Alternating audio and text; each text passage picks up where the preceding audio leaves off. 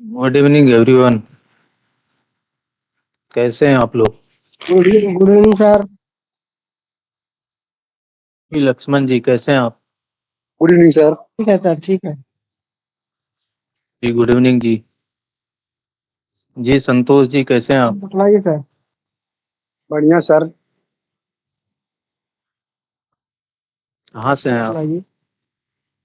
Sir Gorakhpur से। First time आपने join किया है शायद। जी सर जी। ठीक है। यूट्यूब पे वीडियो देखा था। जी सर। एक एक दोस्त जी एक काम किए सर। दोस्त ने बताया। जी सर, करण गुप्ता। अच्छा, ठीक है, आपके दोस्त का शुक्रिया। आपका भी शुक्रिया आने के लिए। Thank you sir. आइए, क्लास में रुकेंगे तो आपको पता चलेगा जी क्या सर। होता है ना। जी जी। काफी डीप लर्निंग कराई जाती है। ठीक है। जी यूट्यूब पे आपने वीडियो देखा कोई? नहीं सर, यूट्यूब पे विजिट नहीं किए हैं। यूट्यूब पे भी विजिट कीजिए। जी सर। स्टडी क्या करते हैं आप? सर बीसीए कर रहे हैं।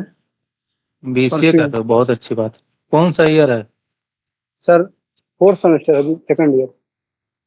सेकेंड ईयर है। जी ठीक है, कोडिंग स्टार्ट कर दीजिए ताकि जब बीसीए से आप फाइनल करें तो आपके जो जॉब हो, यानी कि ऑफर लेटर आपके हाथ में हो। ठीक है, अभी से मेहनत करेंगे तब होगा। ठीक जी है, जी कुछ सर। लोग गलत फहमी में रहते हैं कि लास्ट में हम 6 महीने काम कर लेंगे तो हमारा हो जाएगा। ठीक जी है, तो अभी से मेहनत करिए। जी एक से सर। 1.5 साल तक आप जब कोडिंग करेंगे तब आप जी समझ पाएंगे और प्रोजेक्ट वगैरह बना पाएंगे। जी सिर्फ लैंग्वेज सीख लेने से कुछ नहीं होता है। जी ठीक है, एक लैंग्वेज को पकड़िए अच्छे से, उसमें अच्छे से प्रोजेक्ट वगैरह बिल्ड करिए, जी यानी कि उसको बिल्कुल कंट्रोल आपका उस पर हो जाए, कुछ भी किसी भी तरह का प्रोजेक्ट आ जाए आप उसमें बिल्ड कर लीजिए। जी सर। तो ये समझ लीजिए कि आप सभी लैंग्वेज को सीख चुके हो, अब आपको दिक्कत नहीं होगा, चाहे कोई भी लैंग्वेज सीखो, चाहे जी सर। पाइथन सीखो, चाहे आप रिएक्ट सीखो, कुछ भी सीखो। नहीं सर, आगे बस का आपको गोल हिंट की आवश्यकता होगी। सर आगे का गोल तो डॉट नेट का है सर। हाँ, कोई भी सीखिए, जी लेकिन बेहतरीन तरीके से किसी एक लैंग्वेज पे कमांड बनाइए पहले। जी ठीक है। जी सर। हम्म। सर तो सभी लोग को बोल रहा हूँ मैं। जी सर, जावास्क्रिप्ट पढ़ रहे थे सर, उसमें मतलब थोड़ा थोड़ा सर कमांड है, मतलब जावास्क्रिप्ट भी पढ़े हैं, सी शार्प पढ़े हैं सर, और सी। हम्म। ठीक है, अच्छी बात है, जावास्क्रिप्ट पे कमांड बनाइए अच्छे से, क्योंकि जब जावास्क्रिप्ट पढ़ेंगे आप तो जी आपका इंटरेस्ट आएगा जब, क्योंकि जावास्क्रिप्ट जो है काफ़ी इजी भी है। जी और सर। जब हम लाइव देखते हैं काम होते हुए तो हमारा इंटरेस्ट आता है प्रोग्रामिंग करने के लिए, जी है ना, हम बोर नहीं होते हैं जी सर, बोरिंग इसलिए। सी में सर बोरिंग महसूस सर होता है सी में। और हाँ, वही बोल रहा हूँ, डायरेक्ट आप सी ये सब पढ़ेंगे, पाइथन पढ़ेंगे तो बोरिंग थोड़ा सा आप फील करेंगे। लेकिन जी जावास्क्रिप्ट वगैरह पढ़ेंगे, क्योंकि अगर कंसोल बेस्ड लर्निंग नहीं कर रहे हो, जी जावास्क्रिप्ट में अगर आप ग्राफिक के साथ पढ़ रहे हो जी तो आपका इंटरेस्ट आएगा। ठीक है। जी सर। और इसमें प्रोजेक्ट भी बड़ा बनवाया जाएगा, तो पेशेंस रखिए और जिस तरीके से काम आप लोगों को असाइन किया जा रहा है उसको भी करते रहिए। जी और सर। जो हमारा प्रीवियस लेक्चर है उसको भी आप देख लीजिए, लाइव जो भी पढ़ाया गया है, जी सर, यूट्यूब रिकॉर्डेड में। वीडियो यूट्यूब पर है। जी सर, ओके सर। हम्म। सर क्लास कितने कितने दिन से चल रहा है काफी? क्लास तो ये लगभग आज 21वां दिन है क्लास का। जी सर, इसका मतलब है ना। सर नुकसान तक पहुंच गया सर। हाँ, 20 लेक्चर हो चुके हैं। जी जी सर। ओके सर, हम सिर्फ दिन में सर जैसे 2-2 घंटे वीडियो देख लेंगे, इतना बहुत रहेगा। हाँ, देखिए उसको, और और जो टास्क दिया गया है उसको कंप्लीट करिए। जी सर। जो भी टास्क दिया गया है, वीडियो के एंड में टास्क दिया जाता है, तो उसको जी कंप्लीट करना है आपको। अगर कंप्लीट करने में किसी भी जी तरह का प्रॉब्लम है तो आप पूछ सकते हो, व्हाट्सएप पे मैसेज करिए, आपकी हेल्प की जाएगी। और कंप्लीट करने के बाद उसका जिप फाइल बनाइए और व्हाट्सएप पे ही शेयर कर दीजिए पर्सनली मुझे। ओके ठीक है। सर। आपको टास्क का रिस्पांस मिल जाएगा कि आपने कैसा काम किया है। अगर कोई चेंजेस जी की आवश्यकता होगी तो वो भी आपको बताया जाएगा। ठीक है, तो काम ओके करिए, पेशेंस रखिए, जी क्योंकि सीखने के लिए पेशेंस होना बहुत ज़्यादा इंपॉर्टेंट है, और कंसिस्टेंसी मेंटेन करेंगे तभी सीख पाएंगे। जी तो इस चीज़ का खास ख्याल रखिए आप लोग। ठीक है, शुरुआत करिए और अच्छी शुरुआत करिए। ये नहीं कि हम 2 दिन पढ़ रहे हैं, 2 दिन गायब हो रहे हैं, 2 दिन पढ़ रहे हैं गायब हो रहे हैं, ऐसे मत पढ़िए। जी सर। पढ़ लीजिए, अभी ओके टाइम है, सर। अभी फिर आप वही काम करेंगे, है ना। जब आपका जॉब लेने का टाइम होगा तो फिर आप पढ़ाई स्टार्ट करेंगे। तो जी ऐसी गलती सर। मत करिए। ठीक है, पेशेंस रखिएगा, काफ़ी इंटरेस्टिंग क्लास होने वाला है आज का। Okay sir.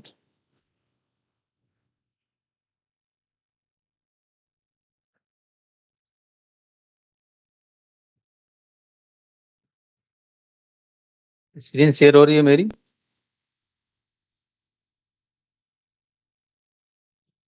हो रही सर। जी सर, हो रही। ठीक है,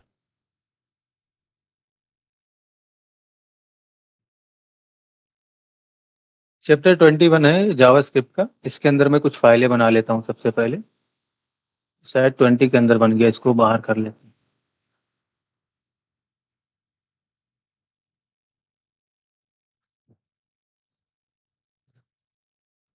यहाँ पर मैं एक फाइल बना लेता हूँ index.html के नाम से, और इसी के अंदर मैं एक जावास्क्रिप्ट की फाइल बनाऊंगा index.js के नाम से। ठीक है, सबसे पहला काम आपको क्या करना है, HTML5 का कंप्लीट स्ट्रक्चर लेना है कभी भी। ठीक है, ये हो जाएगा।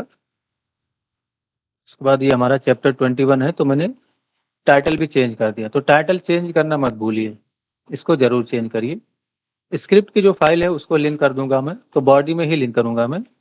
स्क्रिप्ट की फाइल को लिंक करने के लिए आपको स्क्रिप्ट टेग को स्टार्ट करना है, और उसके अंदर src एट्रीब्यूट का यूज करना है इस तरीके से, और जो भी फाइल का नाम है वो आपको डिफाइन कर देना है।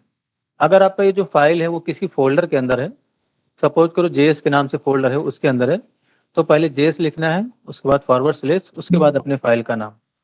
ठीक है, तो इतना ध्यान में रखना है आप लोगों को।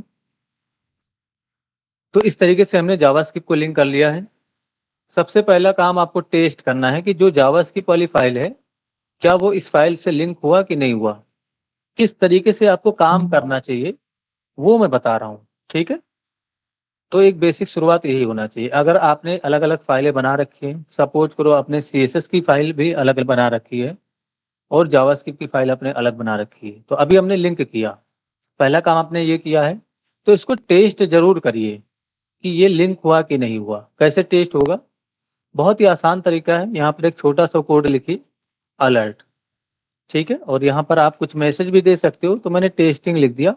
तो जरूरी नहीं है कि टेस्टिंग लिखें, आप अलर्ट ही सिर्फ लिख देंगे तब भी अलर्ट हो जाएगा। अगर ये सक्सेसफुली इस पेज से लिंक हो गया होगा तो अलर्ट हो जाएगा। अभी मैं कंट्रोल O करता हूँ और इस पेज को मैं ब्राउजर में रन कर लूंगा। तो मैंने इस तरीके से रन कर लिया। नोटिस करिए, जैसे ही पेज लोड हुआ अलर्ट हो गया।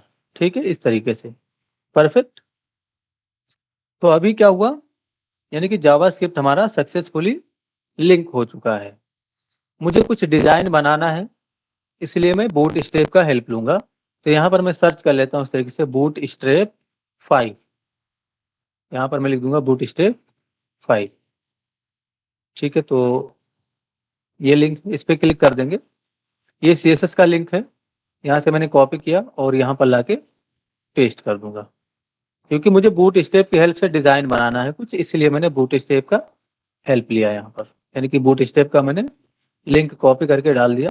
एक जावास्क्रिप्ट की भी लिंक की आवश्यकता होगी, तो ये है जावास्क्रिप्ट वाली लिंक। इसको हम यहाँ से कॉपी करेंगे और यहाँ पर यानी कि पेस्ट कर देंगे। तो हमने जावा यानी कि बूट स्ट्रैप का सेटअप किया है। तो बूट स्ट्रैप का भी हमें टेस्टिंग करना होगा। बूट स्ट्रैप का टेस्टिंग कैसे करेंगे, यहाँ पर आप H1 लीजिए, इसके अंदर कुछ लिखिए, जस्ट फॉर कोड मैंने लिखा इस तरीके से।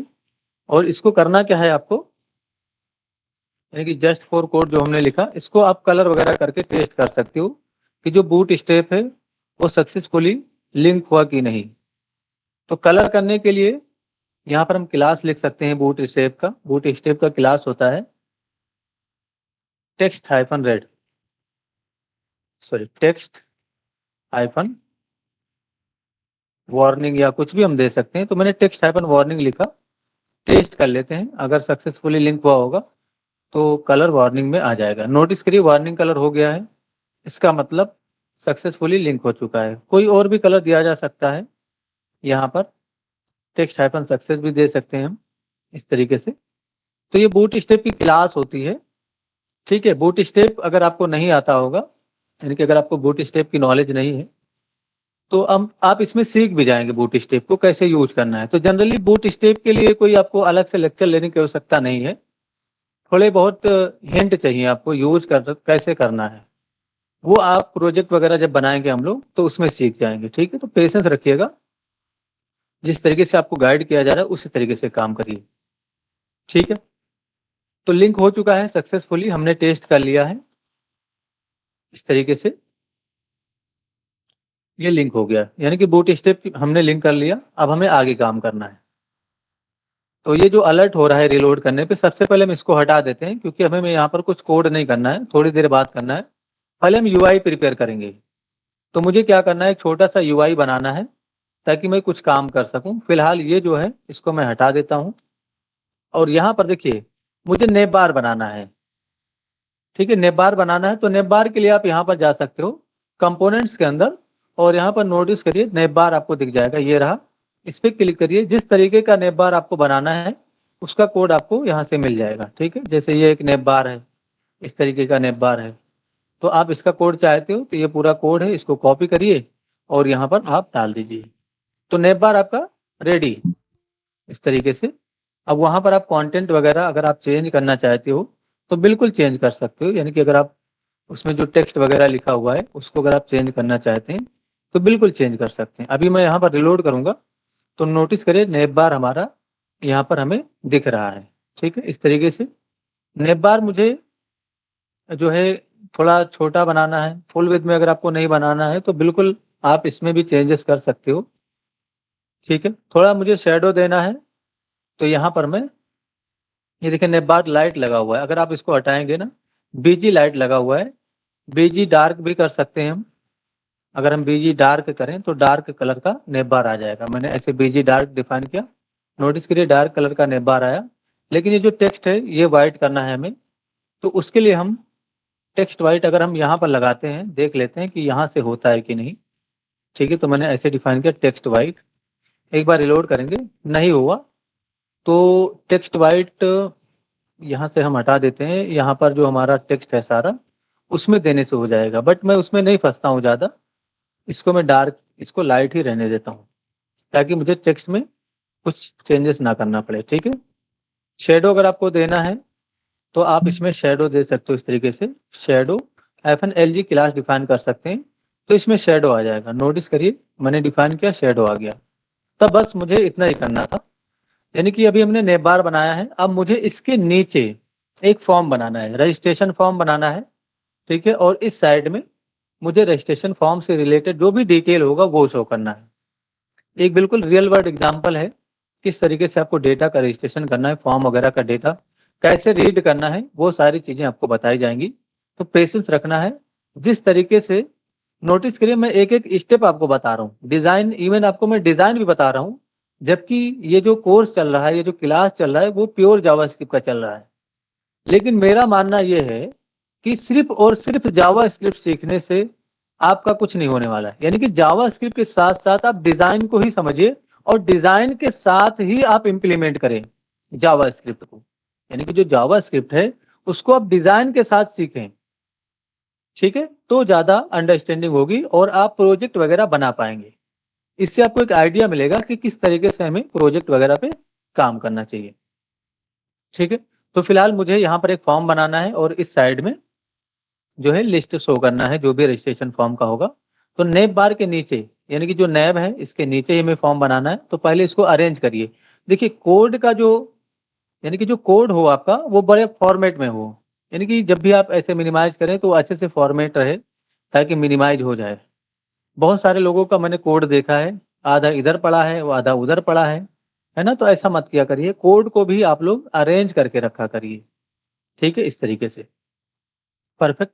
मुझे एक कंटेनर बनाना है, क्योंकि मुझे कंटेनर के अंदर रखना है, ठीक है? तो मैंने कंटेनर लिया, इसके अंदर मुझे एक रो बनाना है और इस रो के अंदर 2 कॉलम, तो call hyphen MD hyphen 6 into 2 कर दूंगा, तो 2 कॉलम बन जाएंगे, ठीक है? इस साइड मुझे फॉर्म बनाना है और इस साइड मुझे लिस्ट शो करना है, तो पहले मैं फॉर्म ही बना लेता हूँ, ठीक है? H1 से सबसे पहले मैं ऊपर की तरफ यहाँ पर लिख दूंगा रजिस्ट्रेशन फॉर्म, इस तरीके से मैंने यहाँ पर लिख दिया रजिस्ट्रेशन फॉर्म। अब इसके ठीक नीचे मुझे फॉर्म बनाना है, तो सबसे पहले आपको फॉर्म टैग ले लेना है, इस तरीके से। फॉर्म टैग के अंदर आपको इनपुट फील्ड बनाने हैं, तो अगर आपको लेबल वगैरह यूज, यानी कि जैसे मैं यहाँ पर लेबल ले लेता हूँ, इस तरीके से, और यहाँ पर मैं डिफाइन कर देता हूँ नेम, इस तरीके से, ठीक है? नोटिस करिए, एंड में जाएंगे और एक इनपुट फील्ड लेंगे इस तरीके से और यहाँ पर डिफाइन कर देंगे। टाइप इसका टेक्स्ट रहेगा, क्लास नेम का यूज करेंगे फॉर्म हाइफन कंट्रोल। इसको डिजाइन करने के लिए, ये बूट स्टेप का क्लास होता है, फॉर्म हाइफन कंट्रोल अगर आप देंगे तो ये डिजाइन हो जाएगा इनपुट फील्ड आपका। मैंने रिलोड किया, नोटिस करिए यहाँ पर नेम लिख के आया और इनपुट फील्ड हमारा बन गया, ठीक है? परफेक्ट। थोड़ा सा ये जो फॉर्म है, यानी कि जो रजिस्ट्रेशन फॉर्म लिखा हुआ है, इसको हमें नीचे करना है, तो ये जो कंटेनर है इसमें आप MT-6 क्लास लगा सकते हो, यानी कि मार्जिन टॉप 6। तो अब ये थोड़ा सा ऊपर से नीचे मूव हो जाएगा, नोटिस करिए मूव नहीं हुआ। MT5 दे सकते हैं, MT5 तक वैल्यू देते हैं, 6 नहीं देते हैं, ठीक है? तो MT5 देंगे तो मार्जिन टॉप 6 ये मूव हो जाएगा। ये जो इनपुट फील्ड है इसका साइज काफी बड़ा है, तो मैं क्या करता हूँ, थोड़ा इसको छोटा कर दूंगा। तो छोटा करने के लिए क्या कर सकते हैं, ये जो कॉलम MD6 है इसको आप 4 कर दीजिए, यानी कि इसका जो कॉलम है उसको थोड़ा कम कर दीजिए। ये देखिए 4 मैंने कर दिया तो ये छोटा हो गया। अच्छा, मैक्सिमम एक रो के अंदर आप 12 कॉलम बना सकते हो, तो 4 का कॉलम हमने यहाँ पर बना दिया है और 6 ये है, तो 6 4 10 हो रहा है। यहाँ पर हम 8 कर देंगे ताकि 4 ये और 8 ये 12 हो जाए। या एक रो के अंदर आप 12 कॉलम बना सकते हो, उससे ज्यादा कॉलम अगर आप बनाएंगे तो वो ब्रेक होकर नीचे चला जाएगा। परफेक्ट। तो ये हमारा पहला डिजाइन हो गया। इसको हम एक डिव से लॉक करेंगे, कभी भी याद रखेंगे अगर इसके नीचे हमें और भी इनपुट फील्ड बनाने हैं तो इसको आप एक कंटेनर से घेर दीजिए इस तरीके से, ठीक है? इस तरीके से आप अगर आप घेरते हो तो ये ठीक रहेगा। परफेक्ट। अभी अगर हम रिलोड करें तो डिजाइन में कोई फर्क नहीं पड़ेगा, वैसे ही दिखेगा ये। अगर आप इसको जो है बोल्ड करना चाहते हैं तो इसमें आप क्लास दे सकते हो फॉन्ट हाइफन बोल्ड, यानी कि जो आपका लेबल है वो बोल्ड हो जाएगा। ये देखिए थोड़ा सा FW बोल्ड होता है मेरे ख्याल से, थोड़ा सा मैं भी ज्यादा दिन हो गया बूट स्टेप को यूज करके, ठीक है? तो मैंने FW बोल्ड लिखा, इसका मतलब फॉन्ट वेट बोल्ड होता है। नोटिस करिए बोल्ड हो गया, ठीक है ना? तो बूट स्टेप यूज करने के लिए आपको कुछ भी याद करने की आवश्यकता नहीं है। मैंने इतना ज्यादा काम कर लिया है कि अब मुझे बूट स्टेप की वेबसाइट पे भी जाने की आवश्यकता नहीं पड़ती है, ऐसे ही मुझसे सारा काम हो जाता है। और नीड पड़ी तो बिल्कुल आप वेबसाइट पे जाओ और देखो, कोई भी क्लास देखो, ठीक है? तो यहाँ से सारे क्लासेस देखे जा सकते हैं कि कौन कौन से क्लास हम यूज कर सकते हैं बूट स्टेप के अंदर, ठीक है ना? परफेक्ट। तो ये हो गया। मुझे कुछ और फील्ड बनाने हैं, जैसे ईमेल, पासवर्ड, इस तरीके के। तो जो डिव होगा इसको मैं कॉपी करूंगा, इसके ठीक नीचे पेस्ट करूंगा, यहाँ पर बस मैं ईमेल कर दूंगा और टाइप का वॉल्यूम मैं ईमेल कर दूंगा ताकि मैं इसमें ईमेल को इनपुट ले सकूं। इसके ठीक नीचे मुझे एक और फील्ड बनाना है पासवर्ड के नाम से, इस तरीके से, और यहाँ पर मैं टाइप का वॉल्यूम पासवर्ड कर दूंगा ताकि इसमें पासवर्ड इनपुट में लिया जाए। इसके ठीक नीचे एक और मुझे बनाना है फादर नेम के नाम से, तो मैंने यहाँ पर फादर नेम इसके नाम से यहाँ पर डिफाइन किया लेबल के वैल्यू में, और ये टेक्स्ट रहेगा, ठीक है? और इसके ठीक नीचे मुझे एक और फील्ड बनाना है, इसके ठीक नीचे हम फील्ड बनाएंगे यहाँ पर एड्रेस के नाम से, तो मैंने एड्रेस डिफाइन कर दिया इस तरीके से, नोटिस करिए। और यहाँ पर मैं इनपुट फील्ड की जगह टेक्स्ट एरिया बनाऊंगा, तो मैंने टेक्स्ट एरिया बनाया इस तरीके से। ये सब हटा देंगे, इसका कोई काम नहीं है, हटा दीजिए यहाँ से यहाँ तक। बस इसमें एक क्लास दीजिएगा फॉर्म हाइफन कंट्रोल डिजाइन करने के लिए, तो ये टेक्स्ट एरिया भी आपका डिजाइन हो जाएगा। एक बार देख लेते हैं कैसा डिजाइन हुआ फॉर्म हमारा। तो नोटिस करिए डिजाइन हो गया। इन सब में थोड़ा गैप चाहिए हमें, यानी कि हमें सभी के नीचे थोड़ा थोड़ा गैप चाहिए। तो जितना भी डिव है ऐसे मिनिमाइज करिए। मैं आपको तरीका भी बताता हूँ कैसे काम करना है। ये सारे डिव को हमने मिनिमाइज कर लिए, जितने भी फॉर्म वाले थे। ठीक है, इसके अंदर है, ये फॉर्म है हमारा, है ना, ये है सारा डिव। यहाँ क्लिक करिए, ऑल्ट दबा के रखेंगे, यहाँ क्लिक कर लेंगे, यहाँ क्लिक कर लेंगे, यहाँ पर भी इस तरीके से, और यहाँ पर भी। इसमें क्लास का यूज करिए और MB-3 लगा दीजिए, यानी कि मार्जिन बॉटम 3। तो नोटिस करिए सभी के नीचे थोड़ा गैप आ जाएगा इस तरीके से। ठीक है, तो ऑल्ट ऑल्ट दबा के अगर आप क्लिक करेंगे तो कर्सर आपका सभी में पहुंच जाएगा। तो ये डिजाइन हो चुका है परफेक्ट। अब हमें लिस्ट को डिजाइन करना है, यानी कि इस साइड में हमें लिस्ट शो करना है, यानी कि जो हम यहाँ से सबमिट करेंगे डेटा वो इस साइड में शो होगा। तो सबमिट करने के लिए हमारे पास एक बटन भी होना चाहिए, तो बटन भी अभी हम बना लेते हैं। इसके ठीक नीचे एक और डिव लेंगे और इसके अंदर हम एक बटन बनाएंगे इस तरीके से। इसमें क्लास देंगे हम BTN। ठीक है, BTN- सक्सेस। इस तरीके से आप कलर यानी कि यहाँ पर दे सकते हो। और इसमें मैं डिफाइन कर देता हूँ सबमिट या रजिस्टर लिख देंगे। तो मैंने ऐसे रजिस्टर लिख दिया। नोटिस करिए बटन भी हमारा बन जाएगा। ये रहा बटन हमारा। फुल विड्थ में आना चाहिए तो W-100 कर सकते हैं, तो ये फुल विड्थ में हो जाएगा। ये देखिए, नोटिस करिए फुल विड्थ में हो गया ना। अब इस पर क्लिक करेंगे तो रजिस्टर हो जाएगा। यहाँ पर हम टेबल बनाएंगे, जो भी डेटा यहाँ से इनपुट करेंगे और रजिस्टर पे जब क्लिक करेंगे तो ये टेबल में यहाँ पर शो होना चाहिए। ठीक है, तो उसके लिए हम टेबल बनाएंगे। तो टेबल का जो काम है वो हम इस वाले में करेंगे, कॉलम 8 में। तो सबसे पहले टेबल बनाने के लिए आपको टेबल डिफाइन करना है और इसमें क्लास डिफाइन कर देना है इस तरीके से, टेबल के नाम से। ठीक है, ये बूटस्ट्रैप का क्लास है। इसके अंदर आपको टी हेड बनाना है, तो टी हेड डिफाइन करिए और TH/5 में डिफाइन करता हूँ इस तरीके से। सबसे पहले मैं नेम डिफाइन कर दूंगा, उसके बाद यहाँ पर मैं ईमेल डिफाइन कर दूंगा, उसके बाद मैं यहाँ पर पासवर्ड डिफाइन कर दूंगा इस तरीके से। उसके बाद यहाँ पर मैं फादर नेम डिफाइन कर देता हूँ, मैंने ऐसे डिफाइन कर दिया। और उसके बाद यहाँ पर मैं डिफाइन कर दूंगा एड्रेस इस तरीके से। एक और कॉलम होगा, इसलिए मैं यहाँ पर एक और TH ले लेता हूँ और यहाँ पर मैं लिख दूंगा एक्शन। तो नोटिस करिए कितने बेहतरीन तरीके से और कितना फास्ट आप डिजाइन कर रहे हो। ये देखिए ना, तो जब आप सिस्टमेटिक वे में काम करेंगे ना तो आपका एक फ्लो बना होगा और उस हिसाब से जब आप काम करेंगे तो आपका काम फास्ट होगा, आपको सोचना नहीं पड़ेगा। ठीक है, अब आप लोग सोच रहे होंगे कि मैंने इसकी प्रिपरेशन की होगी बहुत सारी, है ना। मैंने कोई जरा से भी प्रिपरेशन नहीं किया है, आपको डायरेक्ट पढ़ाने आ गया हूँ। क्योंकि आजकल जो प्रिपरेशन चल रहा है वो पाइथन का चल रहा है। पाइथन में ज्यादा टाइम दे रहा हूँ क्योंकि मुझे पाइथन स्टार्ट करना है 1 तारीख से। ठीक है, और पाइथन में बड़ी ही इंटरेस्टिंग होगी पाइथन। अगर आप हमसे पढ़ते हो तो उसके अंदर आप DSA वगैरह का कॉन्सेप्ट आपका क्लियर हो जाएगा, ये समझ लीजिए आप लोग। ठीक है, बहुत ही अमेजिंग कोर्स होने वाला है और काफ़ी अफोर्डेबल कोर्स है, बहुत ही चीप प्राइस में। यही कोर्स जब कंप्लीट हो जाएगा तो बहुत हाई प्राइस हो जाएगा इसका। ठीक है, तो इस पर भी आप लोग जरा ध्यान दीजिए। यहाँ पर मुझे लिखना चाहिए ऊपर की तरफ रजिस्ट्रेशन लिस्ट। तो रजिस्ट्रेशन लिस्ट लिखने के लिए मैं क्या करता हूँ, ये जो H1 है इसी को कॉपी कर लूंगा, इसके ठीक नीचे पेस्ट करूंगा यहाँ पर, यानी कि दूसरे वाले कॉलम में यहाँ पर। ठीक है, और यहाँ पर मैं लिख दूंगा रजिस्ट्रेशन लिस्ट। तो नोटिस करिए इस साइड में हमें रजिस्ट्रेशन लिस्ट दिख जाएगा, ये देखिए इस तरीके से। ठीक है, अगर आपको ये जो फॉर्म है और ये जो टेबल है इसके बीच में गैप चाहिए तो बड़ा ही आसान तरीका है गैप देने का। इसको आप 7 कर दीजिए और ये देखिए, ये जो आपका कॉल MD4 है ना और ये कॉल MD7 है, तो कितना हो गया, ये टोटल 11 हो रहा है ना। यहाँ पर आप एक और कॉलम बना दीजिए, तो डॉट कॉल -MD-1 ऐसे डिफाइन कर दिए। तो 4 1 5 और 7 कितना हो गया 12। अब 1 का गैप आ जाएगा, इसमें हम कुछ काम नहीं करेंगे। ये देखिए इधर गैप आ गया ना इस तरीके से। तो अगर आपको गैप देना है तब ऐसा करिए, आप नहीं देना है तो मत दीजिए, कोई इशू नहीं है। तो नोटिस करिए हमने ऐसे बना लिया है।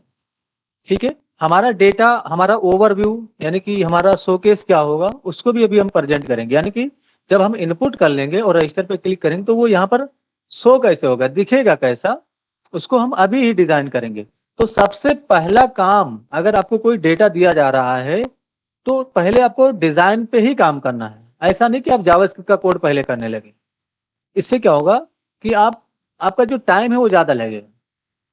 ठीक है, अभी देखिए कैसे होगा काम। नोटिस करिए यहाँ पर मुझे कुछ काम करना है। तो ये जो टेबल होगा इसके अंदर जाएंगे ये हो गया आपका टी हेड। टी हेड का मतलब हो गया टेबल हेड, और इसके ठीक नीचे हम टी बॉडी स्टार्ट करेंगे। अब टी बॉडी के अंदर यानी कि टेबल बॉडी, इसके अंदर हम टी डी लेते हैं, टी डी इंटू 6, मैंने 6 टी डी लिया, ठीक है इस तरीके। अच्छा, इसके अंदर सबसे पहले आपको टी आर ले लेना है, टेबल रो, उसके अंदर आपको टी डी लेना है इस तरीके से, ठीक है। अब नेम आने वाला है, तो यहाँ पर मैंने फिलहाल ऐसे ही नेम के रूप में जस्ट फोर कोड लिख दिया, या मैं आलोक कुमार लिख देता हूँ, या अहद लिख दूंगा, कुछ भी लिख सकता हूँ मैं। तो मैंने यहाँ पर डिफाइन कर दिया। उसके बाद हम यहाँ पर ईमेल आने वाला है, तो alok@gmail.com मैंने ऐसे डिफाइन कर दिया।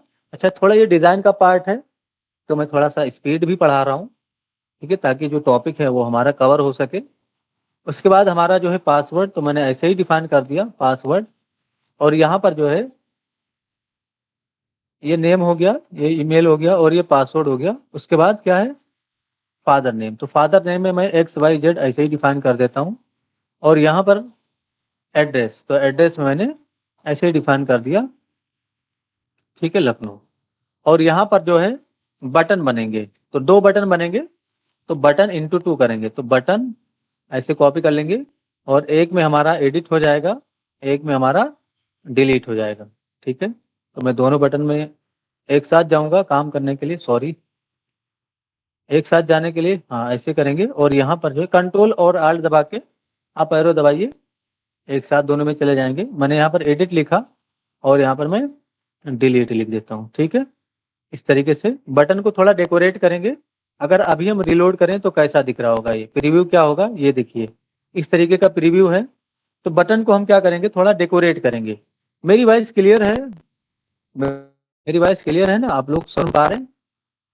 यस सर, यस इस बटन को हमें डेकोरेट करना है, तो इसमें हम क्लास देंगे। तो क्लास यूज करिए इस तरह से, बीटीएन हाइफन सक्सेस। एक में मैं सक्सेस दे दूंगा, और दूसरे में मैं डेंजर दे दूंगा। डेंजर का मतलब रेड कलर में आएगा बटन। नोटिस करिए बटन भी हमारा डिजाइन हो गया, परफेक्ट, ठीक है। अब ये हमारा एक डिजाइन हो चुका है। अगर हम इस रो को, यानी कि ये जो रो है, इसको कॉपी पेस्ट करें, तो उस तरीके का डेटा हमारा टेबल में आता रहेगा। तो ऐसे ही मैं 4-5 बार कॉपी पेस्ट कर देता हूँ, तो नोटिस करिए ये हमारा बन गया, ठीक है। अब यहाँ से रजिस्ट्रेशन करेंगे, इस साइड में हमारा डेटा दिखेगा। जब भी हम यहाँ से फॉर्म सबमिट करेंगे, इस साइड में डेटा दिखेगा, ठीक है। तो सबसे पहला काम आपको करना क्या है, फिलहाल मैं यहाँ से जो डमी डेटा है, तो ये डमी, यानी कि ये एक डमी पार्ट है ना। अभी इसमें आपने कोई प्रोग्रामिंग का काम नहीं किया है, अभी बस आपने एक वो ओवरव्यू बनाया, एक डिजाइन बनाया है कि किस तरीके से आपका डेटा शो होने वाला है, ठीक है। तो ऐसा जरूरी नहीं है कि सेम पेज में ही आप डेटा शो करें, ऐसा जरूरी नहीं है, दूसरे पेज में भी आप डेटा को शो कर सकते हैं, ठीक है, परफेक्ट। तो ये हो गया हमारा, इसको रिलोड करेंगे तो एक ही डेटा बचेगा, एक रहने देंगे क्योंकि हमें इसका अभी काम है थोड़ी देर में, ठीक है। अब हमें इस पे काम करना है जावास्क्रिप्ट के अंदर। तो सबसे पहला काम क्या करना है हमें, यानी कि यहाँ का डेटा चाहिए हमें रजिस्टर करने के लिए, ठीक है। यानी कि ये क्या है, एक रजिस्ट्रेशन फॉर्म है। तो वो किसी भी तरह का रजिस्ट्रेशन फॉर्म हो सकता है कि किसी स्कूल में किसी का एडमिशन हो रहा हो, या किसी का अकाउंट बन रहा हो, इस तरीके का कुछ भी इंफॉर्मेशन हो सकता है। तो बस एक सिंपल रजिस्ट्रेशन फॉर्म है, और यहाँ से मल्टीपल यूजर रजिस्ट्रेशन कर सकते हैं, ठीक है। तो फिलहाल हम जावास्क्रिप्ट के अंदर काम करेंगे। हमने पहले ही चेक कर लिया था अलर्ट करके, कई सारा तरीका है जावास्क्रिप्ट के अंदर काम करने का। हम सभी में अलग अलग आईडी दें। नोटिस करिए, एक चीज ध्यान में रखिएगा कि अगर आपके पेज में ये सिंगल फॉर्म है, या हो सकता है कि एक ही पेज के अंदर मल्टीपल फॉर्म भी होते हैं, कई कई पेज में ऐसे भी होता है कि यहाँ पर ये भी एक इनपुट फील्ड है, नोटिस करिएगा, ये भी एक बटन है, ठीक है। अगर आप क्वेरी सिलेक्टर से सिलेक्ट करते हो, अगर आपने ऐसे लिखा document dot query selector all, notice करिए मैं यहाँ पर लिख के आपको दिखाता हूँ, लेट मैंने एक वेरिएबल बनाया जा इस तरीके से ऑल इनपुट के नाम से, ठीक है। और यहाँ पर मैं क्या करता हूँ, document dot query selector all का यूज करता हूँ, और मैंने यहाँ पर डिफाइन कर दिया इनपुट, ऐसे मैंने लिखा इनपुट। अभी नोटिस करिएगा कंसोल डॉट लॉग टच करेंगे और ऑल इनपुट को यहाँ पर डिफाइन करेंगे, ठीक है। यहाँ पर नोटिस करिए क्या होगा, जितना भी इनपुट फील्ड होगा इवन ये भी सिलेक्ट होके आ जाएगा। इसमें सर्च प्लेस होल्डर में लिखा हुआ है, मैंने कंसोल कर रखा है। यहाँ पर जाके देखेंगे, देखिए नोड लिस्ट आया। अब ये देखिए है ना कितना आया, यानी कि इसमें जो है 5 इनपुट फील्ड आए, जबकि पहला ये है, दूसरा ये है, तीसरा ये है, चौथा ये है, पांचवा कौन सा है, पांचवा यहाँ पर जो है वो है, देखिए हाईलाइट कर रहा हूँ ना यहाँ पर, ये देखिए तो यहाँ पर ये ब्लू कलर में हो रहा है, ये देखिए परफेक्ट। ये देखिए नेप बार भी हमारा बिल्कुल रिस्पॉन्सिव है, क्योंकि हमने बूट स्टेप का कोड कॉपी पेस्ट किया था। ठीक है, परफेक्ट। तो ये वाला इनपुट फील्ड भी सिलेक्ट हो गया। तो अगर आप चाहते हो कि एक ही बार में आपका सारा इनपुट फील्ड सिलेक्ट हो जाए और उस पर आप कुछ काम कर सको, तो पहला तरीका ये है कि सभी इनपुट फील्ड में, यानी कि यहाँ पर जो इनपुट फील्ड है, ये जो डिव हमारा ये वाला है, इसके अंदर जो इनपुट फील्ड है यहाँ पर डिव के अंदर, उसमें हम अलग अलग क्लास दे दें। या बहुत ही अच्छा तरीका है कि हम इसके पेरेंट एलिमेंट को टारगेट करें। पेरेंट एलिमेंट को जब टारगेट करेंगे आप, तो बड़ी ही आसानी से आप इनपुट फील्ड को पहुंच जाएंगे, यानी कि इनपुट फील्ड को सेलेक्ट कर पाएंगे और फिर आपको प्रॉब्लम नहीं होगा। भले ही इस पेज के अंदर और भी फॉर्म हो, जैसे यहाँ पर इनपुट फील्ड है, हो सकता है यहाँ पर भी कोई इनपुट फील्ड हो, है ना। तो पेरेंट को टारगेट करिए, तो आपको ज्यादा क्लास के बारे में नहीं सोचना होगा और ना ही ज्यादा आपको आईडी के बारे में सोचना होगा जब आप पेरेंट को टारगेट करेंगे। तो कैसे काम करना है मैं आपको वो बता रहा हूँ। इस फॉर्म के अंदर आप यहाँ पर एक क्लास दे सकते हो इस तरीके से, रजिस्ट्रेशन फॉर्म के नाम से। तो मैंने ऐसे डिफाइन कर दिया, रजिस्ट्रेशन हाइफन फॉर्म। ठीक है, ये क्लास हो गया। इसको आपको सेलेक्ट करना है सबसे पहले। तो यहाँ पर आ जाएंगे, सेलेक्ट करने के लिए हम क्या करेंगे, लेट एक वेरिएबल बनाएंगे इस तरीके से फॉर्म के नाम से, या आप REG फॉर्म के नाम से बनाइए, मीनिंगफुल वेरिएबल बनाइए तो ज्यादा अच्छा रहेगा। इसका मतलब हो गया रजिस्ट्रेशन फॉर्म। डॉक्यूमेंट का यूज करेंगे डॉट क्वेरी सिलेक्टर, इस तरीके से डिफाइन करेंगे और डॉट ला के हम रजिस्ट्रेशन फॉर्म जो क्लास है इसको सेलेक्ट कर लेंगे। सबसे पहले आपको इसकी टेस्टिंग करनी है, कंसोल और डॉट लॉग का करेंगे इस तरीके से, और यहाँ पर हम REG फॉर्म को प्रिंट कर लेंगे। अभी हमें देखना है कि इसके अंदर आ क्या रहा है। जिस तरीके से आपको बताया जाता है उस तरीके से अगर आप काम करेंगे तो फ्यूचर में आपको ज्यादा प्रॉब्लम नहीं होगा कोड वगैरह करने में। ये देखिए फॉर्म सेलेक्ट हो चुका है और इसके अंदर इनपुट फील्ड है। अब हम इसको डायरेक्ट टारगेट कर सकते हैं।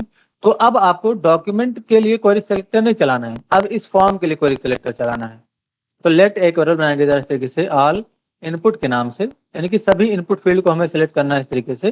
तो डॉक्यूमेंट का यूज करिए, सॉरी डॉक्यूमेंट नहीं लिखेंगे यहाँ पर लिखेंगे रजिस्ट्रेशन फॉर्म, यानी कि ये वाला वेरिएबल। अब इसके अंदर से हमें सेलेक्ट करना है, इसलिए यहाँ पर लिखना है आपको registration form dot query selector all. Query selector all क्यों, यहाँ पर हमने क्वेरी सिलेक्टर लिखा था और यहाँ पर हम क्वेरी सिलेक्टर ऑल लिख रहे हैं।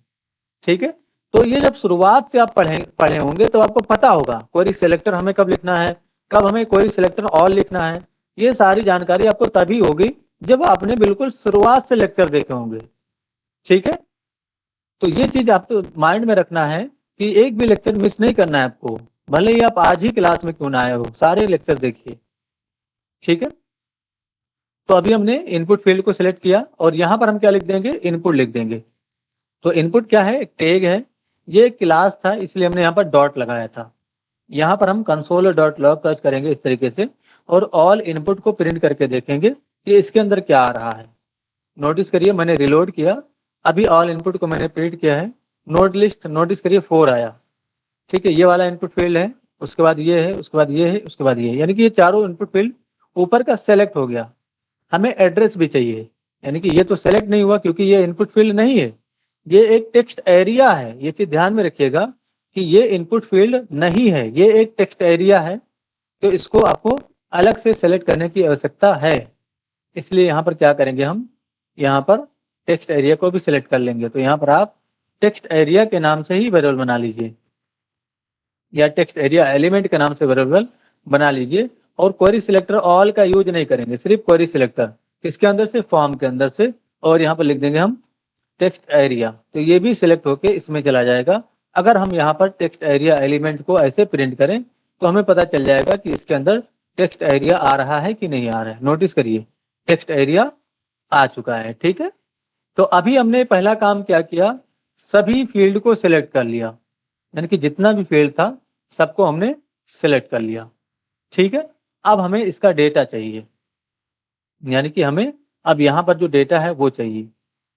ठीक है, तो डेटा कैसे मिलेगा, यानी कि हम जो यहाँ पर टाइप करने वाले हैं, जैसे मैंने लिखा जस्ट, यहाँ पर मैंने ईमेल डाला इस तरीके से, या जो भी हम पासवर्ड वगैरह डालेंगे वो हमें चाहिए, और वो हम एक एरे के अंदर रखेंगे और उस एरे को बाद में हम यहाँ पर रीड करके शो करेंगे। ठीक है, तो सबसे पहला काम आपको एक एम्प्टी एरे बना लेना है। तो एरे ऊपर ही बना सकते हैं आप, नीचे कहीं पर भी बना सकते हैं आप।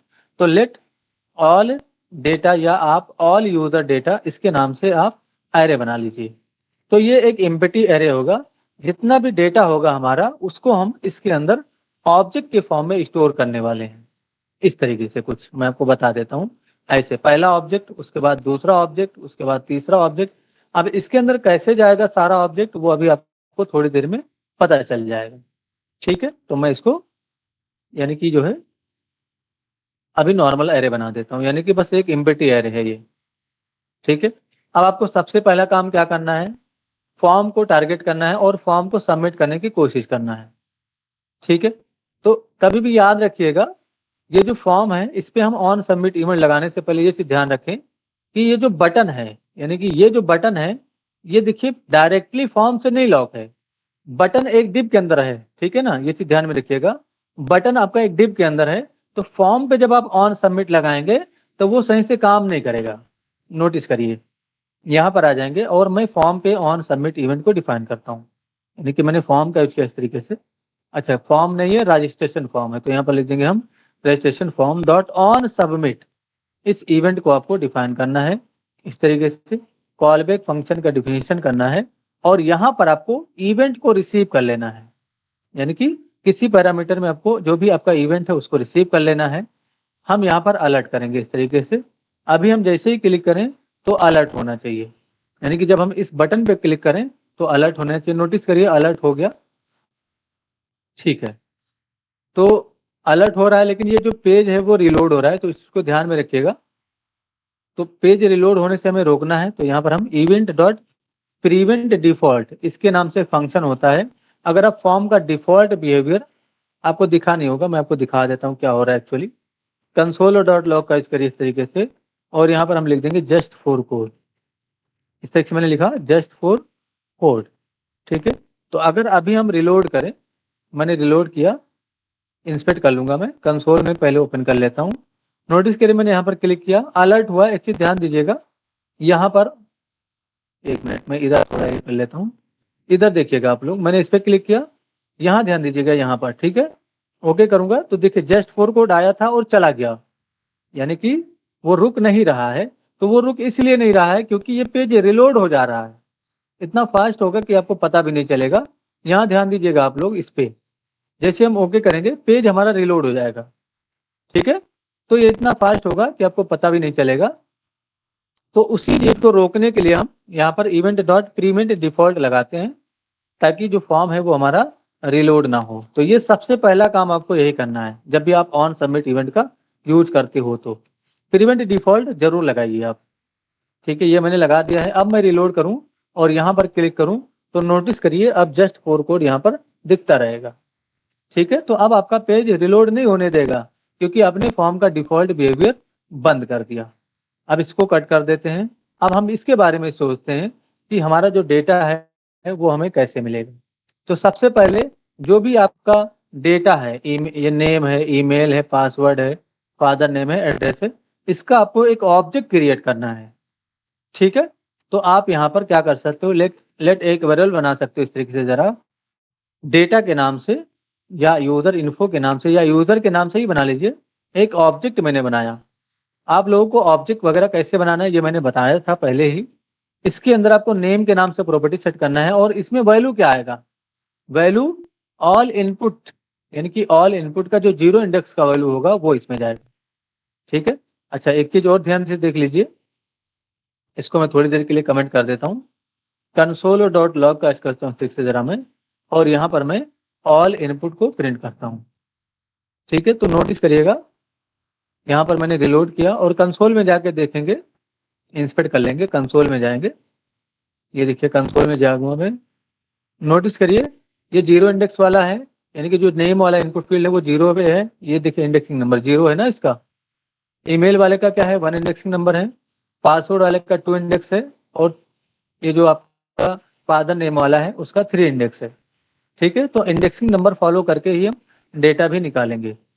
तो वही चीज मैं कह रहा था, यहाँ पर मैंने एक ऑब्जेक्ट प्रिपेयर किया है यूजर के नाम से, नेम के नाम से मैंने की सेट किया या प्रॉपर्टी भी इसको बोलते हैं। ऑल इनपुट का अगर हम 0 इंडेक्स रीड कर लें इस तरीके से, और इसके अंदर से वैल्यू वाली प्रॉपर्टी को रीड कर लें, तो हमें जो भी यहाँ पर हम टाइप करेंगे, यानी कि जो भी हम यहाँ पर इनपुट करेंगे वो ऑल इनपुट में मिल जाएगा हमें, यानी कि इसकी हेल्प से वो इस वाली प्रॉपर्टी में स्टोर हो जाएगा, यानी कि नेम के अंदर वो चला जाएगा। कॉमा से सेपरेट करना है, ईमेल के नाम से प्रॉपर्टी सेट करना है, और ऑल इनपुट का आपको 1 इंडेक्स रीड करना है ईमेल के लिए। डॉट वैल्यू यहाँ पर भी डिफाइन करेंगे, तो इससे क्या होगा, ईमेल आपको मिल जाएगा और उसमें चला जाएगा। इसी तरीके से पासवर्ड के लिए भी आपको डिफाइन करना है, तो पासवर्ड के नाम से ही प्रॉपर्टी सेट करूंगा, और ऑल इनपुट का मैं 2nd इंडेक्स रीड करूंगा, डॉट वैल्यू डिफाइन कर दूंगा। तो यहाँ पर जो आप इनपुट करेंगे, यानी कि यहाँ पर जो हम लिखेंगे, यहाँ पर इनपुट फील्ड के अंदर पासवर्ड में, वो कहाँ जाएगा, इस वाली प्रॉपर्टी में स्टोर हो जाएगा। ठीक है, कॉमा से सेपरेट करिए। उसके बाद मैं फादर के नाम से या फादर नेम के नाम से एक प्रॉपर्टी सेट करूंगा, और यहाँ पर मैं डिफाइन कर देता हूँ ऑल इनपुट का 3rd इंडेक्स डॉट वैल्यू, इस तरीके से। ठीक है ना, मैंने डिफाइन कर दिया। कॉमा से सेपरेट करेंगे, एड्रेस के नाम से प्रॉपर्टी सेट करेंगे इस तरीके से, और एड्रेस में क्या जाएगा, टेक्स्ट एरिया डॉट वैल्यू, क्योंकि टेक्स्ट एरिया एक सिंगल टेक्स्ट एरिया है, और हमने यहाँ पर नोटिस करिए क्वेरी सिलेक्टर लिखा था, तो इसमें टेक्स्ट एरिया ही सिर्फ आएगा। ठीक है, इसका वैल्यू हमने रीड करके एड्रेस के अंदर रखा है। अब इसको हम कंसोल डॉट लॉग कर लेते हैं, तो मैंने कंसोल डॉट लॉग का इसके इस तरीके से, और यूजर को मैं यहाँ पर प्रिंट कर देता हूँ। अभी क्या होगा, जैसे हम फॉर्म सबमिट करेंगे, इंफॉर्मेशन लिखने के बाद कंसोल में जो भी इंफॉर्मेशन आप इनपुट करेंगे वो प्रिंट हो जाएगा। मैंने रिलोड किया, नोटिस करिए यहाँ पर मैंने लिखा जस्ट फॉर कोड, और यहाँ पर मैं just@gmail.com ये डाल देता हूँ। उसके बाद मैंने पासवर्ड डाला यहाँ पर 1 2 3 4 5 6। यहाँ पर मैंने फादर नेम डाला इस तरीके से, कुछ भी डाला जा सकता है, तो मैंने XYZ ही लिख दिया इस तरीके से, और एड्रेस में मैंने ऐसे लिख दिया लखनऊ। नोटिस करिएगा कंसोल में रजिस्टर पे क्लिक करेंगे, ये देखिए एक ऑब्जेक्ट प्रिपेयर हो गया आपके डेटा का, यानी कि ये एक ऑब्जेक्ट है। अब इसको आप क्या कर सकते हो, इस एरे के अंदर पुश कर सकते हो, क्योंकि हमारे पास सिंगल डेटा नहीं रहेगा।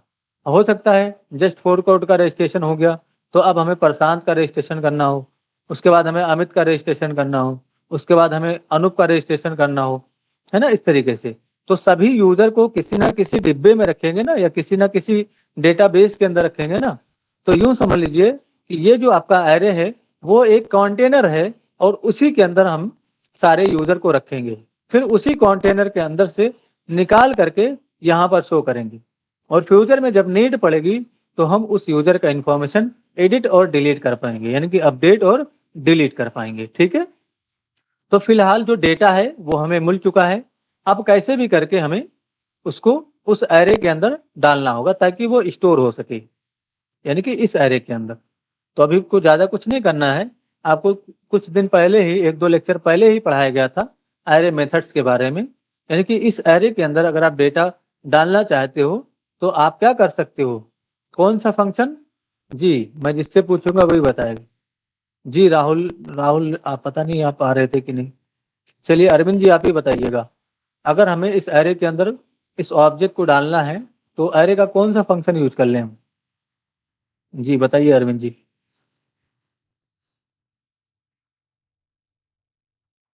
ठीक है, और कोई बताइए, नंदनी जी आप बताइए।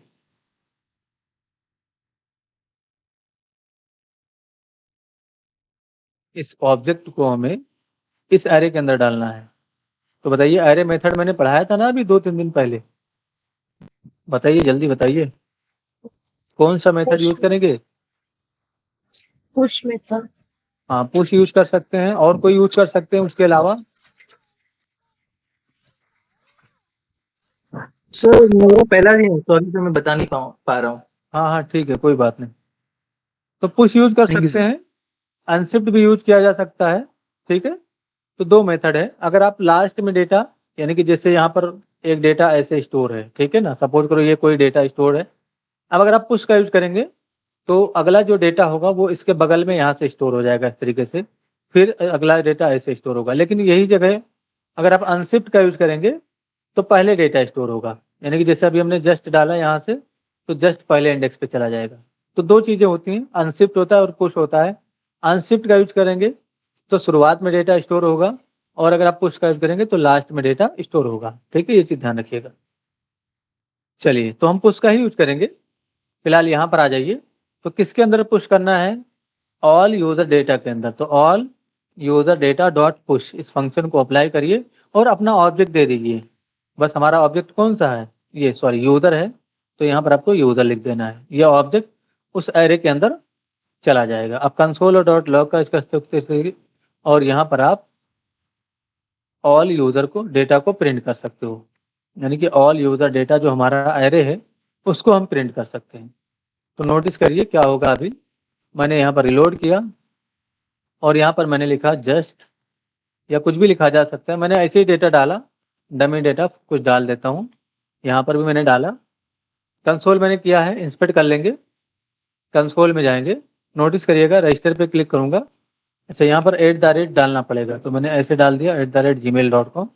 रजिस्टर पे क्लिक करेंगे, ये देखिए एरे आया, उसके बाद ऑब्जेक्ट आया। ठीक है ना।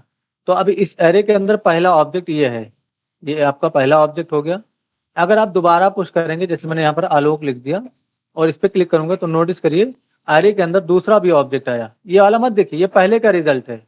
अभी जो आया देखिए, अभी मैंने आपको यही सिंटेक्स तो बताया था, एरे के अंदर कैसे डेटा पुश होगा, ऐसे, उसके बाद अगला ऐसे, ठीक है, फिर ऐसे। इसी तरीके से इसी फॉर्मेट में हम डेटा स्टोर कर रहे हैं एरे के अंदर। तो नोटिस करिए वही फॉर्मेट तो यहाँ पर दिख रहा है आपको। पहले एरे ब्रैकेट है, उसके बाद ऑब्जेक्ट, फिर ऑब्जेक्ट। अब इसको ओपन करेंगे तो हमें डेटा भी दिखेगा। पहले इंडेक्स पे जस्ट फॉर कोड का डेटा, दूसरे इंडेक्स पे जो है आलोक का डेटा, अगर तीसरे इंडेक्स पे अगर आप चाहें तो अमित का डेटा स्टोर कर सकते हैं। ठीक है, मैंने रजिस्टर पे क्लिक किया। अब इसको अवॉइड करिए, ये पहले का रिजल्ट है, ये अभी का रिजल्ट है। ये देखिए तीसरा भी डेटा स्टोर हो चुका है। ठीक है, अब इसी के लिए आप लूप चला सकते हो और उस डेटा को यहाँ पर शो कर सकते हो। कहाँ पर? यहाँ पर, यानी कि इस वाले टेबल के अंदर। ठीक है, तो ये जो है अगला पार्ट होगा वीडियो का, यानी कि हम नेक्स्ट लेक्चर में सीखेंगे कि किस तरीके से यहाँ पर डेटा शो करेंगे और किस तरीके से हम लोकल स्टोरेज के अंदर स्टोर कर पाएंगे परमानेंटली डेटा। यानी कि अभी जो एरे के अंदर डेटा स्टोर है, कंसोल हो रहा है, अगर हम इसको रिलोड कर दें तो ये चला जाएगा। अभी हमने रिलोड कर दिया, अब एरे के अंदर लॉस हो गया डेटा। अब फिर से जब सबमिट करेंगे तो आपका पुराना डेटा नहीं रहेगा एरे के अंदर, क्योंकि वो एक टेम्पोरेरी डेटा था, है ना, वो एक टेम्पोरेरी डेटा था। अब वो जा चुका है रिलोड करने के बाद। अब ये नए तरीके से फिर से स्टोर करेगा। लेकिन यही चीज अगर हम यहाँ पर स्टोर कर दें ब्राउजर के अंदर, यानी कि लोकल स्टोरेज के अंदर, यहाँ पर कहीं पर भी, तो वो परमानेंटली स्टोर हो जाता है।